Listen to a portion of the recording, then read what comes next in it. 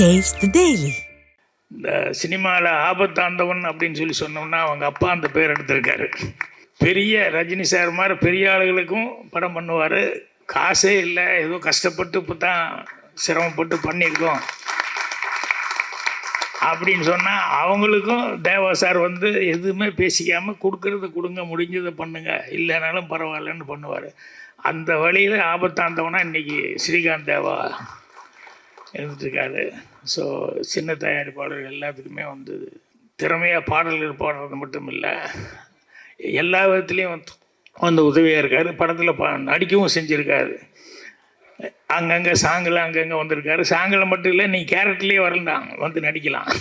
So நான் இங்கே பேசும்போது ஸ்ரீகாந்த் தேவா அவர்கள் பேசியதை வழிமொழிகிறேன்னு சொல்லிக்கலாம்னு நினச்சேன். என்ன அப்படின்னா, எல்லாத்தையும் சொல்லிட்டார். ஒருத்தர் விடாமல் ஒவ்வொருத்தர் பேராக சொல்லி எல்லாத்தையுமே பாராட்டி சொன்னார்.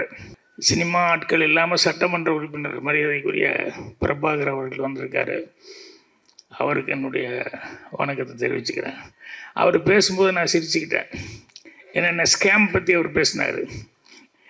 ஏன் சிரிச்சுக்கிட்டேன் அப்படின்னா, தேர்தல் வரப்போகுது. ஓட்டுக்கு பணம் கொடுக்காம யாராவது இருக்காங்களா, வாங்காமல் இருக்க எத்தனை பேர் இருக்காங்க. இது நினைக்கும் போது இதே ஒரு ஸ்கேம் தானே.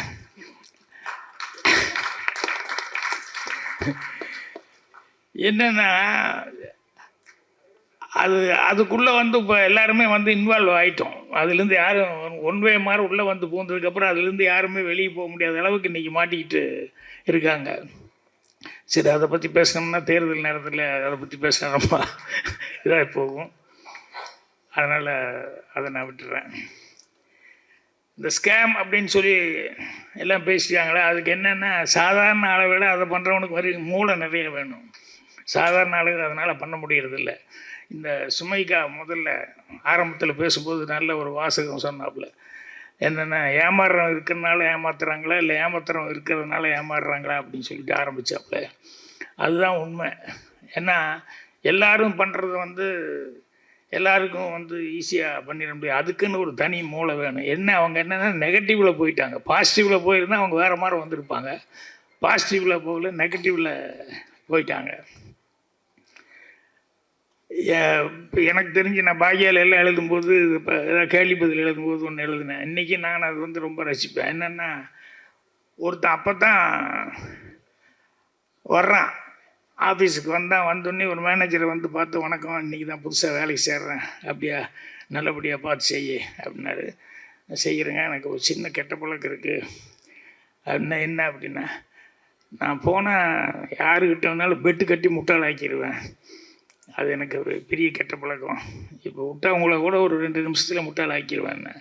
இப்படி நேருக்கு நேர் சொன்னால் கோபம் வருமில்ல. இல்லை, என்ன நீ முட்டாள் ஆக்கிடுவியா அப்படிங்கிற மாதிரி ஒரு ஈகோ வந்துடுது.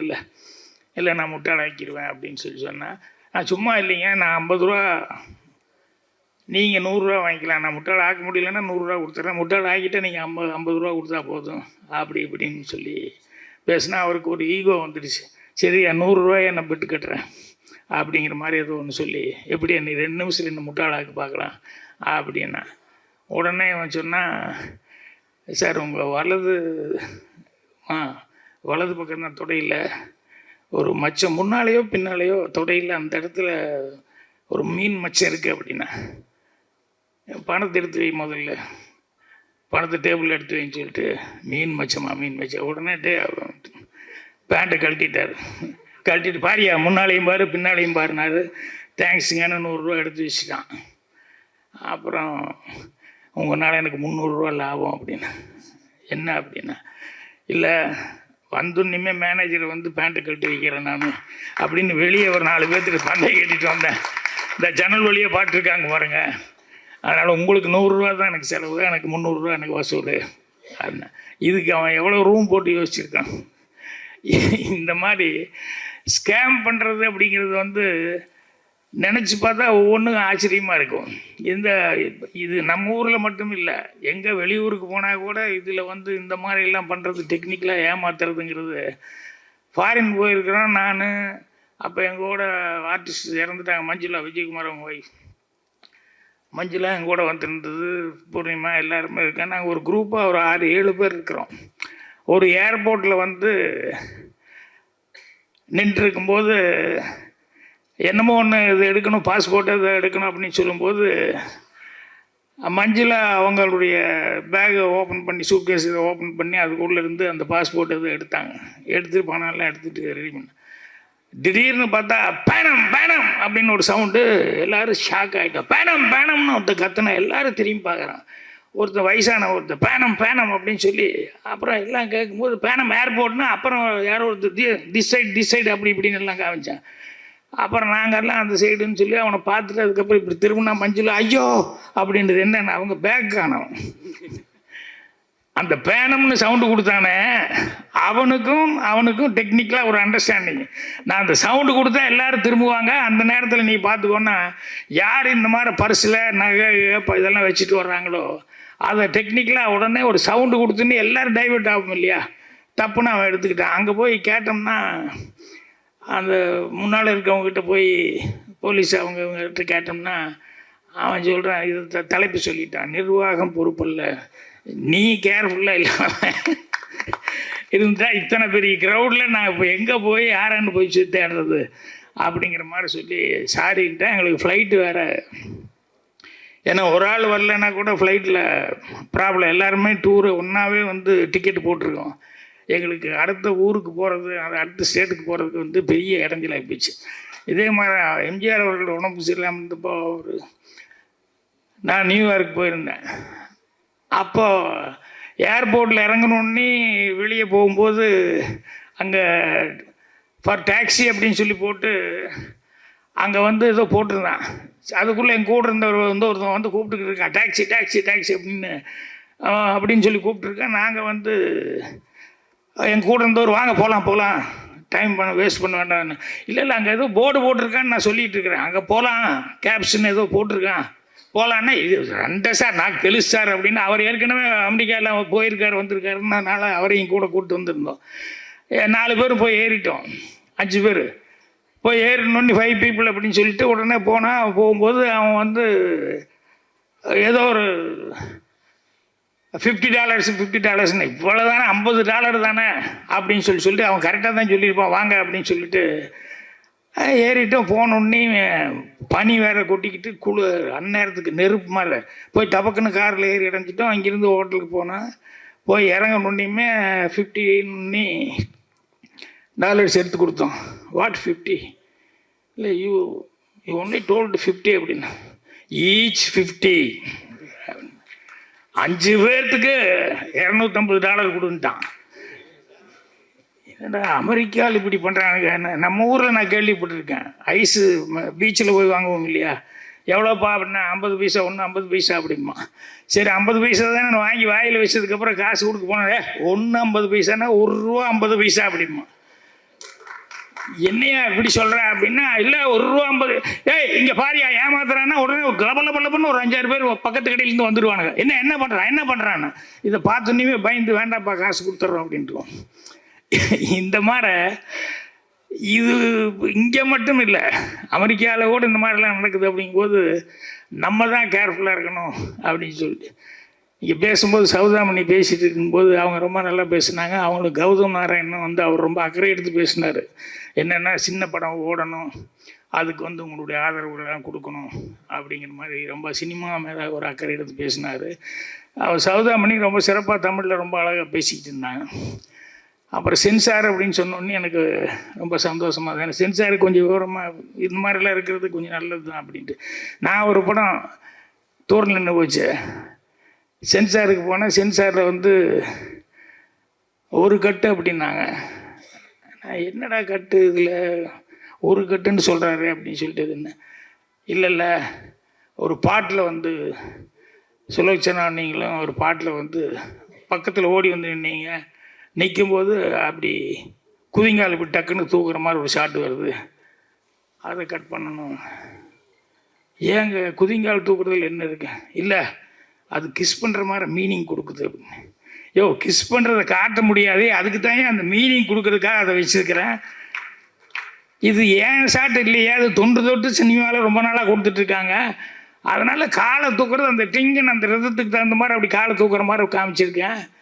இல்லை அதை நீங்கள் தூக்கணும் கிஸ் பண்ணுற மாதிரி இருக்கு. மறுபடியும் அதையே சொல்லிட்டீங்க, எனக்கு வேறு ஒன்றுமே இல்லையே கட் பண்ணுறதுக்கு அப்படின்னா.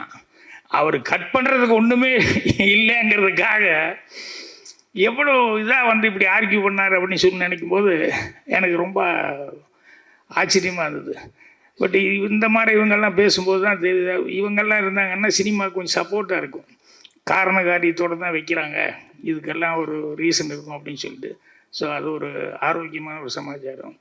இந்த ஸ்கேமெல்லாம் பார்க்கும்போது சினிமாவில் நம்மளும் வந்து ஏதாவது, ஏன்னா பாக்கியாவுக்கு எழுதுறது படிக்கிறதுல வரும், சிலது வந்து நான் ரொம்ப ரசித்து ஒன்று வச்சேன், அது படத்துக்கு வைக்க யூஸ் பண்ண முடியல. ஆனால் படத்தில் வந்து அதை வச்சேன்னா வடிவேலுக்காக அந்த காமெடி ஒரு படத்துக்காக யோசித்தேன். என்னென்னா ஒரு ஹோட்டலில் வந்து வடிவேல் அவன் வெளியூர்லேருந்து எங்கேயா வெளியூர் போய் பிழைக்க போகணும்னு சொந்த ஊர் விட்டுட்டு ஒரு பொட்டி தகர பொட்டி எடுத்து துணியெல்லாம் எடுத்து தகர பொட்டி கூட வருவான். வந்தால் ஒரு பிராமணாள் கபேன்னு ஒரு ஊரில் புது ஊருக்கு வந்தவன் வந்து பார்க்குறான் பிராமணாள் கபே. அப்படி பார்த்தோன்னே அந்த போர்டு பட்டியல் வச்சுருப்பாங்க இல்லையா, இட்லி தோசை அது இதெல்லாம் எவ்வளோ ஒன்று. அப்புறம் இட்லி நம்மக்கிட்ட இருக்கிற காசுக்கு 2 இட்லி சாப்பிட்லாம், அவ்வளோதான். இட்லி எவ்வளோன்னு பார்க்குறான், அது ஏதோ ஒரு 2 ரூபா அப்படிங்கிற மாதிரி போட்டிருக்குன்னு வச்சுக்கோங்களேன். அதுக்கப்புறம் காஃபி ஒன்று, சரி ஒரு ரூபா. அப்புறம் ஜோப்பில் காசு, சரி 3 ரூபா, அதெல்லாம் 3 ரூபா செலவு ஒன்றும் தப்பு இல்லை அப்படின்னு சொல்லிட்டு போய் கடையில் உள்ளே உட்காந்தான். இவன் உட்கார்ந்த உடனேயுமே சர்வர் வந்தார். அதுக்குள்ளே வந்து முதல்ல சர்வர் வந்தோடனேயுமே அந்த பந்தாவாக காமிச்சிக்கணும் இல்லை, இவர் என்ன வாங்க வந்திருக்கான்னு. என்ன சார் சாப்பிட்றீங்க? முதல்ல கொஞ்சம் ஐஸ் வாட்டர் குடி, அப்புறம் யோசிச்சு நான் சொல்கிறேன் அப்படின்னு சொன்னோடனே அவன் போய் வாட்டர் கொடுக்க போயிட்டான் எரிச்சலோட. இவன் உட்காண்டிருக்கும்போது எதிர்த்தாப்புல ஒரு குழந்தை, ஒரு 6-7 வயசில் ஒரு குழந்தை வந்து எதிர்த்தாப்புல வந்து உட்காந்தது. அட பாப்பா தனியாக வந்திருக்கியான்னா? ஆமாம் அப்படின்னுது. அப்போ சர்வர் வந்தான், என்னன்னா எனக்கு 2 இட்லி அப்படின்னாரு. உடனே அந்த குழந்தைய திரும்பி பார்த்தேன், குழந்தை எனக்கு 2 இட்லி அப்படின்னு சர்வர் போயிட்டான். பரவாயில்லையே மாமா 2 இட்லி, பாப்பாவை 2 இட்லியா அப்படின்னா. சாப்பிட்டாங்க. அதுக்கப்புறம் வந்தான் சர்வர், எனக்கு ஒரு காஃபி அப்படின்னு. குழந்தைய திரும்பி பார்த்தேன், குழந்தை எனக்கு ஒரு காஃபி, பரவாயில்லையே எனக்கும், நானும் மாமாவும் காஃபி நீயும் காஃபி. அதுக்கப்புறம் போயிட்டான். அதுக்கப்புறம் பில்லு கொண்டு வந்தான். பில்லு கொண்டு வந்து 6 ரூபாய்க்கு எழுதி கொண்டு வந்தான். ஏய் இங்கே வாயா, வெளியே வேலைப்பட்டியலாம் பாட்டு தான் வர்றேன், இட்லிக்கு வந்து 2 ரூபா, 1 ரூபா, காஃபிக்கு 3 ரூபா தானே போடணும் அப்படின்னா. குழந்தைக்கு குழந்தை யாரையா, எனக்கும் குழந்தைக்கு என்ன சம்மந்தம் அப்படின்னா. என்னம்மா அந்த குழந்தை திரும்பி அது யார் கூட வந்த உடனே வடிவேல கை காமிச்சிச்சு, இந்த மாமா கூட தான் வந்தான்னு. இவன் ஏய் என்ன விளையாடுறியா அப்படி இப்படின்னு சொல்லி சொன்னா, அது மாமா மாமான்னு கூப்பிட்டு இருந்தால இவ்வளோ நேரம் அப்படின்னா. அதுக்குள்ளே அங்கே சைடில் உட்காந்துருந்தவன் ஒருத்தன், அவன் வந்து என்ன எங்கள் சத்தம் என்னென்ன பாருங்க, குழந்தைய கூப்பிட்டு வந்தா இட்லி வாங்கி கொடுத்தான், காஃபி எல்லாம் வாங்கி கொடுத்தோம். அப்போ கேட்டேன் எனக்கு குழந்தைக்கு சம்மந்தம் என்ன, இதே வேலையாக சுற்றுறானுங்க. போன வாரம் இந்த ஹோட்டலில் ஒருத்தன் அப்படி தான், நிறைய வயிறு நிறைய சாப்பிட வச்சுட்டு இப்படி பண்ணிட்டான். இந்த ஹோட்டலில் அப்படி தான்ண்ணா, ஏய் மாவாட்டுறதுக்கு ரெடி பண்ணுங்க, இருறா உடனே மாவாட்டுறதுக்கு ரெடி பண்ணுன்னு சொல்கிறீங்க, தொலை துடு நான் காசு கொடுத்துறேன்னா. அந்த குழந்தைய பார்க்குறான், அது பாட்டில் இது எந்திரிச்சு மூவ் பண்ணிட்டுருக்கு, வேறு வழி இல்லாமல் சரி பில்லை கொடு அப்படின்னா. பில்லை கொடுத்தா 9, என்னடா 9 ரூபாய்க்கு கொடுக்குற, இப்போ தானே 6 ரூபா சொன்னேன், நான் 2 இட்லி ஒரு காஃபி, குழந்தை 2 இட்லி ஒரு காஃபி, இப்போ 9 ரூபா கொடுக்குறேன்னா. பார்சலுக்கு யார் கொடுப்பாண்ணா? பார்சலை யார் தான் அந்த குழந்தை வாங்கிட்டு போகுது பாருண்ணா. அதுக்குள்ளே அந்த குழந்தை வாங்கிட்டு போயிடுச்சு. இவன் நேராக வந்தான், கடைக்காரங்கிட்ட கொடுத்துட்டு வெளியே வந்தான். அது இப்படியெல்லாம் இருக்காங்களே அப்படின்னு சொல்லிட்டு யோசிச்சுட்டு அப்படியே ஒரு சிகரெட் வாங்கி பற்ற வைக்கும்போது, ஏய் அப்படின்னு ஒரு குழந்தை, ஒரு அம்மா கூப்பிடுறாங்க. இந்த குழந்தை தான் பக்கத்தில் நின்றுருக்கு. யார் இன்னைக்கு கிடைச்சானா, ஏதோ இந்த எழுச்சி வாங்கி தான் கிடைச்சா அப்படின்னு அந்த குழந்தை சொல்லுது. இவனுக்கு ஒரே எரிச்சல், நல்ல அம்மா நல்ல குழந்தைய பெற்று வச்சிருக்கா அப்படின்னு சொல்லிட்டு. அப்புறம் அந்த அம்மா கூப்பிடுது, வான்னா. இல்லை மத்தியானம் யாராவது கிடைப்பாங்க நான் பார்க்குறேன், நல்லா இன்றைக்கி ஏதோ இதெல்லாம் மோர் குழம்பெல்லாம் போட்டிருக்கேன், சாப்பிட்டு வந்துடுறேன்னு. மத்தியானம் இதே வேலை இதே ஹோட்டலுக்கா அப்படின்னு நேராக கடைக்குள்ளே போன கல்லாப்பட்டியில் கூப்பிட்டு, என்ன அது காலையில் எங்கிட்ட இப்படி சொன்னான் அந்த பொண்ணு, மத்தியானம் இதே வேலையை, மத்தியானம் இது என்ன இதெல்லாம் உனக்கு தெரியாது, தெரியும்ண்ணா. பின்ன நீ ஒன்றுமே சொல்லி என்ன, எனக்கு தேவை காசு தானேயா, அது எப்படி ஏமாத்தினா எனக்கு என்ன, எனக்கு வேண்டியது காசு தானே அப்படின்னு. ஸோ இது என்னென்னா சின்ன குழந்தைகளை வச்சு கூட வந்து இந்த மாதிரி எல்லாம் வந்து டெக்னிக்கலாக ஏமாத்துறது அப்படிங்கிறது நிறையா உண்டு. இதே மாதிரி அவன் அடுத்த ஊருக்கு போகிறான். அடுத்த ஊருக்கு போனோம்னா இன்றைக்கி நமக்கு ஹோட்டலுக்கு சரியாக வராது, பேசாமல் டீ கடையில் வந்து நம்ம எதாவது பண்ணிக்குவோம் அப்படின்னு சொல்லிட்டு அந்த டீ கடையில் வந்து போய் உட்காந்தா ஒரு டீ அப்படின்னு சொன்னால் ஒரு வடை வாங்கினா டீயும் வடையும் வாங்கி வந்துட்டு முன்னால் பெஞ்சில் உட்காந்தேன். அப்படி பாட்டு சாப்பிட்லான்னு போகும்போது சட்டார்னு ஒரு சைக்கிள் வந்தது, பிரேக் அடிச்சது, நின்னது. தப்புன்னு வடிவேலையே பார்த்துட்டு வந்து வடிவேல்கிட்ட வந்து, சார் அந்த டீ கொண்டாங்க அப்படின்னா உடனே டீ கொடுத்தேன். அந்த வடையை கொண்டாங்கன்னா வடை யாரும் செக்கிங் வாங்கி இப்படி பார்த்தான். ஓ செக்கிங் இன்ஸ்பெக்டர் போலுக்கு வடை டீ எல்லாம் கரெக்டாக பார்க்குறான் போலுக்குன்னு. இப்போ அவன் வாங்கி இப்படி பார்த்தான், பக்கத்தில் உட்காந்து அவன் பாட்டில் வடையை சாப்பிட்டு டீ குடிக்க ஆரம்பிச்சிட்டான். ஏய் என்ன இல்லை பசிக்குது சாப்பிட்றேன். ஏடா பசிக்கிறது நீ வாங்கி சாப்பிட வேண்டியதாண்டா, ஏன்னா என்கிட்ட வந்து நீ வாங்கி டெக்னிக்கலாக இப்படி சாப்பிட்ருக்க அப்படின்னு சொல்லிட்டு என்ன இழிச்சுவா நினச்சேன்னா உடனே அவன் சைக்கிளை பூட்டி சாவி எடுத்து ஜோப்பில் போட்டு பார்த்துட்ற மகனே நீ எப்படி காசு கொடுக்காம போக அப்படின்னா அவன் பாட்டில் எல்லாம் சாப்பிட்டான், கையை தட்டினான், அவன் பாட்டில் போயிட்டான். என்ன முழிக்கிறான் அவன், என்னையா அது அப்படின்னு சொல்லிட்டு அப்புறம் கடைக்காரங்கிட்ட கேட்குறான், ஏங்க என்னங்க இது ஒரு வடை டீக்கு வந்து சைக்கிளே விட்டுட்டு போயிட்டானா என்னங்க இது அப்படின்னு சொல்லும்போது நான் சாவி வேணலாம் போட்டு வச்சுனேன். இல்லைங்க அது திருடிட்டு வந்த சைக்கிளு, சாவி யார் வச்சுருக்கான்னு அவனைத்தானே பிடிப்பானே கிறகத்தைன்னு சாவி தூக்கி போட்டான். உடனே இன்னொருத்தன் வந்தான், அங்கே வந்து நீ சாவி எடுத்து தான் சைக்கிள் திறந்தான். அவன் பாட்டில் போனான். யோ திருட்டு சைக்கிள்னு சொல்ல அவன் பாட்டில் போயிட்டான். இவன் கடைக்காரங்கிட்ட கேட்குறான், ஏங்க அவன் பாட்டு திருட்டு சைக்கிள்னு சொல்ல போயிட்டே இருக்கான் என்னென்ன. இல்லைங்க முன்னால் வந்தாலும் விட்டாமா அவனை இவனு கூப்பிட்டு பாருங்க 2 பேரும் ஒன்றா சைக்கிளில் போகிறாங்க பாருங்க, 2 பேரும் ஜோடியாக போயிட்டுருப்பாங்க. இந்த ஊரே சரியில்லையா அப்படின்னு சொல்லிட்டு வடிவேலு அடுத்த ஊருக்கு போவோம் அப்படின்னு. இது என்னென்னா இந்த ஸ்கேம் பண்ணுறது அப்படின்னு சொல்லும்போது எத்தனையோ டெக்னிக்காக எத்தனையோ இது பண்ணுறாங்க. அதை பார்க்கும்போதெல்லாம் ரொம்ப ஆச்சரியமாக இருக்கிறது என்ன அப்படின்னா அவங்களுக்கு எப்படி மைண்ட் இந்த அளவுக்கு வந்து திங்க் பண்ணுறாங்கன்னு. அதில் இன்னொன்று என்னென்னா இவர் கார்த்திக் படம் பண்ணதில் என்ன கதைன்னு சொல்லி கேட்டப்போ அவர் சொன்னது தான் எனக்கு ரொம்ப காமெடியாக இருந்தது. இல்லை சார் ஒருத்தர் ஏமாந்தான் அப்படின்னு. சரி அப்புறம் பார்த்தான் நம்மளை ஏமாத்துனாங்க, நம்மளும் ஏமாத்த தவிர்த்து வேறு சான்ஸே கிடையாதுன்னு. 2 விதம் இருக்குது, நம்ம ஏமாந்தோம், இன்னொருத்தரை ஏமாறக்கூடாதுன்னு அட்வைஸ் பண்ணி நம்ம கொஞ்சம் கரெக்ட் பண்ணணும் அப்படின்ட்டு. அவர் அதையே கதையை எடுத்துக்கிட்டாரு. நம்ம ஏமாந்தோம் இதால் எடுப்போம் அப்படிங்கிற மாதிரி வந்து முள்ளால் எடுப்போங்கிற மாதிரி இதுதான் தீமா வச்சுக்கிட்டேன் அப்படிங்கிற மாதிரி சொல்லி அதை பற்றி ரொம்ப சொல்லிக்கிட்டு என்னென்ன சாப்டர் அப்படிங்கிற மாதிரி எல்லாம் சொன்னார். எனக்கு அப்போவே தெரிஞ்சு போச்சு ரொம்ப இன்ட்ரெஸ்டிங்காக இருக்கும் அப்படிங்கிறது. 2வது என்னென்னா இந்த நடந்த கதைகள் யதார்த்தமாக அதம்மா அந்த பொண்ணு அசிஸ்டன்ட் கூட இந்த மீனா சொல்லும்போது இதில் எல்லாருமே ஒரு விதத்தில் வந்து ஏமாந்துருக்கோன்னு சொன்னாங்களே. ஸோ நடந்த கதைகள் வந்து அதை வந்து சினிமாவை எடுக்கும்போது டெஃபினட்டாக ஆடியன்ஸுக்கிட்ட ஐடென்டிஃபிகேஷன் இருக்கும். கண்டிப்பாக உங்களுக்கு வந்து அதுக்காகவே உங்களுக்கு வந்து ஜனங்கிட்ட வந்து ஒரு தனி இது கிடைக்கும். நான் எனக்கு சுவர்லா சித்திரங்களில் ஃபஸ்ட்டு நான் நடிக்கும்போது எப்படி இருந்தது அந்த மாதிரி தான் உங்களை பார்க்கும்போது அவங்களாம் விஜய் அப்புறம் சிம்பு அதெல்லாம் சொல்லிட்டு இருக்கேன். நான் பாக்யராஜ் மாதிரி தான் உங்களை பார்க்குறேன் நான்.